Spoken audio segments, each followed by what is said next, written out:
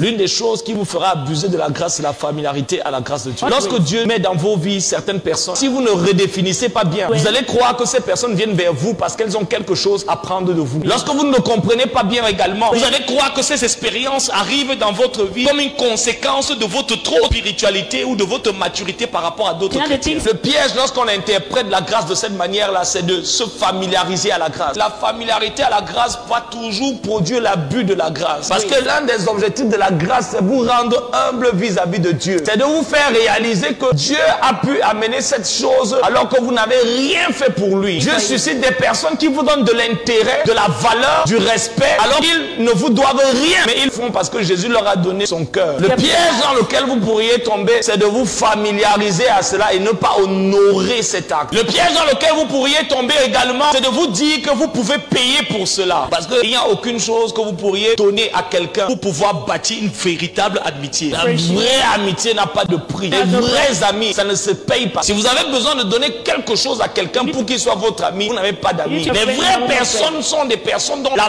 valeur, la vision, le caractère pèsent tellement dans votre vie que vous ne pouvez rien leur donner en contrepartie parce que les choses qu'ils apportent dans votre vie n'ont pas un équivalent financier. Vous ne pouvez pas payer la dévotion qu'une personne a vis-à-vis de l'appel de Dieu sur votre vie et de vouloir t'assurer que vous marchez dans la volonté de Dieu. Si vous pouvez le payer, combien pourriez-vous donner? L'une des choses qui vous fera abuser de la grâce, c'est la familiarité à la grâce de Dieu. Lorsque Dieu met dans vos vies certaines personnes, si vous ne redéfinissez pas bien, vous allez croire que ces personnes viennent vers vous parce qu'elles ont quelque chose à prendre de vous. Lorsque vous ne comprenez pas bien également, vous allez croire que ces expériences arrivent dans votre vie comme une conséquence de votre trop spiritualité ou de votre maturité par rapport à d'autres chrétiens. Le piège lorsqu'on interprète la grâce de cette manière-là, c'est de se familiariser à la grâce. La familiarité à la grâce va toujours produire l'abus de la grâce. Parce que l'un des objectifs de la grâce, c'est vous rendre humble vis-à-vis de Dieu. C'est de vous faire réaliser que Dieu a pu amener cette chose alors que vous n'avez rien fait pour lui. Dieu suscite des personnes qui vous donnent de l'intérêt, de la valeur, du respect, alors qu'ils ne vous doivent rien. Mais ils font parce que Jésus leur a donné son cœur. Le piège dans lequel vous pourriez tomber, c'est de vous familiariser à cela et ne pas honorer cet acte. Le piège dans lequel vous pourriez tomber également, c'est de vous dire que vous pouvez payer pour cela. Parce qu'il n'y a aucune chose que vous pourriez donner à quelqu'un pour pouvoir bâtir une véritable amitié. La vraie amitié n'a pas de prix. Les vrais amis, ça ne se paye pas. Si vous avez besoin de donner quelque chose à quelqu'un pour qu'il soit votre ami, vous n'avez pas d'amis. Les vraies personnes sont des personnes dont la valeur, la vision, le caractère pèsent tellement dans votre vie que vous ne pouvez rien leur donner en contrepartie parce que les choses qu'ils apportent dans votre vie n'ont pas un équivalent financier. Vous ne pouvez pas payer la dévotion qu'une personne a vis-à-vis de l'appel de Dieu sur votre vie et de vouloir t'assurer que vous marchez dans la volonté de Dieu. Si vous pouvez le payer, combien pourriez-vous donner? L'église meurt spirituellement lorsqu'elle n'est plus dirigée par des hommes et des femmes qui renouvellent leur expérience de mort quotidiennement. Et ils s'enferment dans l'expérience. Ils donnent un Dieu au peuple qu'ils ont enfermé dans une bouteille de leur expérience, mais ils ne réalisent pas que c'est le Dieu d'aujourd'hui qui peut nous faire percer aujourd'hui et non le Dieu que tu as expérimenté hier. Et donc naturellement, lorsque vous avez des personnes qui ont enfermé Dieu et qui ne se renouvellent plus dans leur expérience, ils amènent la tradition. Parce que la tradition vient de toute répétition. Tout système fonctionnant et qui est répété de manière continue devient la tradition. Et la tradition